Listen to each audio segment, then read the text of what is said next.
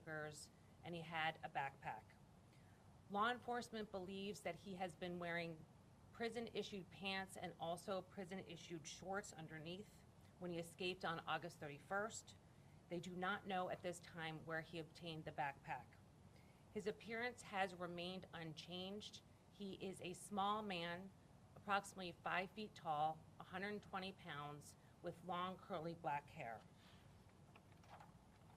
Police have responded to well over 100 tips from varying neighbors in the area, including allegations of possible break-ins to residential homes in the vicinity within a 1 to 2 mile radius of the prison. One resident indicated that they observed a small male fitting the description of our suspect with a backpack on in the area approximately 11:30 p.m. last night. We are requesting that residents in the area of Pocopson Township remain inside, lock your doors, lock your cars. He is still considered an extremely dangerous individual. There is evidence to suggest that he is still in that local residence. We do not believe he has gotten more than 1 to 2 miles away from the prison. Law enforcement is still actively canvassing the area. We are asking residents if they have ring cameras or any surveillance video footage to review it for us and let us know if you see anything that is remotely suspicious. Every tip is important, and we're following up on every single tip that comes in. We believe we are getting closer to locating the suspect at this time, and we are narrowing the scope of our search. We believe that he may be in a residential location that is comprised with hundreds of homes in a deeply wooded area at this time, but our search remains active. Please remain vigilant with your observations, especially given the long holiday weekend where people may be out of town. It's very likely that the suspect could attempt to break into one of those homes. Keep an eye on your neighbor's property if possible. Please be sure to contact 911 if you see him. Remember, he is considered dangerous. Do not approach him. We are planning to push out as much information as we have available as soon as we get it, and we will continue to provide updates as soon as possible. I'm now going to defer to Captain Robert Bailey from the State Police. Good afternoon. As stated, my name is Captain Robert Bailey. I'm the Acting Area 4 Commander for this incident. Currently, we receive, as you mentioned, a substantial amount of tips and leads. We're doing everything in our power to ensure that we follow up on these leads. We do ask the public to remain vigilant, keep their eyes and ears open. Our objective is to track this individual down. We can't do this without the help and assistance of the public. As she stated before, make sure the public review your home security systems. We need as much information as possible. Currently, we're working with federal partners, state and local. Some resources involved are K9, CERT, drone, aviation. We're trying to do everything within our power to ensure that we bring him to justice. From an investigative standpoint, we're going to ensure that we don't leave any rock unturned. We still believe he's within the vicinity of Route 52, Pocopson Township. So, neighbors, community, keep your eyes and ears open. If you see something, say something. Call 911. Thank you. Thank you. Robert Clark with the U.S. Marshal Service. I just want to reemphasize to everybody, it's Labor Day weekend, and we have not let up on the manpower that we have out there investigating, searching, and ready to respond. As a matter of fact, due to last night's tip, we actually have more investigators out there. There's well over 100 investigators from the State Police, U.S. Marshal Service, local, state, and county assets as well. So our presence in the area has only gone up since this positive sighting last night. Like the captain said, like DA Ryan said, the reason we had that sighting is because the public was vigilant. They have to keep that vigilance through the next few days. We believe that he's in a certain area. As we speak right now, and for the past 12 hours, we've been searching that area very, very thoroughly. It's a heavily wooded area consisting of over 271 homes, and it's not easy for our investigators to get through.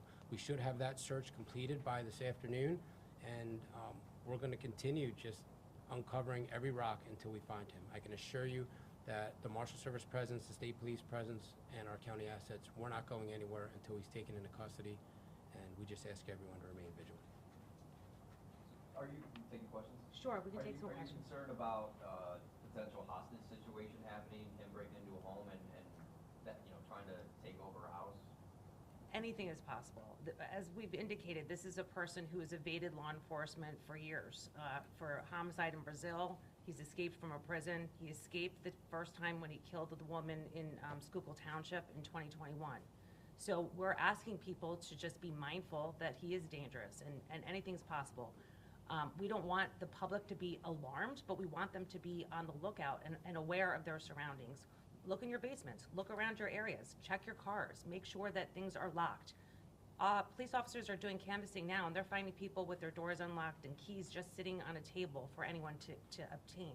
So please be vigilant and be careful. Just make sure you're being smart and safe. Previously, you mentioned that you didn't believe he had any contact with family in Montgomery County or the surrounding areas. Is that still the case? Is that still correct? We have no evidence to suggest that he's been in contact with any family at this time. So to clarify, you believe he's been acting alone, hiding alone, without outside help, is that correct? As far as we know, that is correct. Yes. What are the people in those homes supposed to do, right? So there's 271 homes in the search area. How are they supposed to be reacting? We'll use the V word again. I think they need to be vigilant. They need to go along with their normal day-to-day activities, but they need to be conscious of of things such as someone's been in their shed, or they're missing a bike, or a door's open that wasn't left open. The very last thing we want to see, besides someone getting hurt, is him to get into somebody's house, getting a set of car keys, and then it's off to the races. Now we have to track him down from an area we believe we have him pinned down at to wherever he decides to stop driving. So it's very important over the next 24 hours that anything suspicious needs to be called into 911. We have a very large contingency of state police out there that are ready to respond immediately, and that'll be straight through the night. So if you hear someone trying to break into your house, or your garage door opening, or maybe your light goes on in your shed you think suspicious, don't be afraid to call us. We have a large amount of officers ready to respond. We do not want him to escape the area that we believe him to be in right now. So the footage that he was seen on overnight, has that helped you in any way? Like, has that pointed you in the right direction? It's tremendously helped, because before yesterday's press conference, we didn't know where he was. We didn't have really a sniff of anything until he was leaving the prison. Now we have a positive sighting. It's what I believe the DA said yesterday, that we believe him to still be here. He came out last night. We have him on camera. We've proven that he's here. We've quarantined him off an area. It's a large search area. We're going through that right now, and hopefully we uncover the right rock and get him into custody before the end of today, but I just don't know. The sightings and the attempted burglary that happened. First, have you been able to link that burglary to Mr. Cavalcante? So that hasn't been confirmed yet by law enforcement, but there's a strong belief that it was Mr. Cavalcante who went into this home and was thwarted by a homeowner at the time. He matches the description, but we have not been able to confirm that. So the homeowner actually saw him face-to-face at the counter? I can't speak to that. I know that he was described as a small man wearing a backpack, and we believe he fit the description. And in the video that you shared, video footage, you can see a small man wearing a backpack, but is that the only reason that you're certain that this man seen the video is him, or is there other ways you've been able to? There's other evidence to suggest that it is our suspect. Okay. One more question about that video too. It looked like, to me, on the timestamp on the video, looked like it was saying like 1 minute after midnight. Are you certain of the timestamp being 1:43 a.m.? Because it looked like the timestamp was 1 minute after midnight. The second ticker was counting, and it was 1 minute and 43 seconds. It looked like to me. So the information I received was 1:43 on the video as printed, but I don't have confirmation of that at this time. Anyone else? Clarification on the exact amount of homes that you may or may not burglarize. We're here in Pittsburgh, not first. At this time, we are only able to confirm that he was behind one home, that he possibly entered into another, but we don't have 100% confirmation as to that. And there have been allegations of other burglaries that have not panned out. So we're still investigating other leads, but no one else has been able to positively identify him. Can you maybe describe what the officers, law enforcement is doing when they go to someone's home so they can know what to expect? People at home can know what to expect. Is there going to be 10 people, 5 people, long guns, not long guns? Like what can they expect when that shows up at their house? I'll let the deputy marshal speak. Sure. Yeah. So essentially, it's going to be a uniform presence, someone in uniform. We'll go to a residence, knock on the door, potentially ask to enter their residence and clear their home, if they're given permission to do so.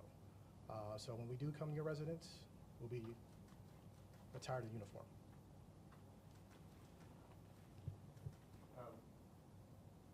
Mr. Attorney Ryan, yesterday you talked about how Mr. Cavalcante had like a pending legal matter before the county, that he's appealed the sentence or his conviction, or I'm not exactly sure what that was, but can you talk about, can you clarify the details of that and what that means as far as when he's caught, where he will be kept in custody? So those are two different questions. I'll answer the first one that you posed, which is with respect to the filing of a post-sentence motion. It was filed by his defense attorney yesterday, requesting either a new trial, suggesting there was not enough evidence to convict him of first-degree murder, or reconsideration of the sentence that was imposed, which was life without parole, which is a mandatory sentence in Pennsylvania for first-degree murder, plus 2.5 to 5 years consecutive for possessing an instrument of crime, which was the knife he used to murder Deborah Brandow. Repeat the second question for me. The second question was, when he's caught, does that mean that he has to be returned to Chester County Prison? So we're in discussions right now as to where we believe he's going to be sent next. Okay, but so there's no like legal requirement that he remain in Chester? No, not necessarily. Sure. And are you still not able to confirm exactly how he was able to escape from the prison? We're not at this time. Our focus is on the capture of this convicted murderer. We will be certainly looking into all of that information, and we will share that when we can, but at this time, our main focus is just getting him into custody. Anyone else? Okay, thank you very much. Thank you. All right. Thank you. Thank you. All right, you want water?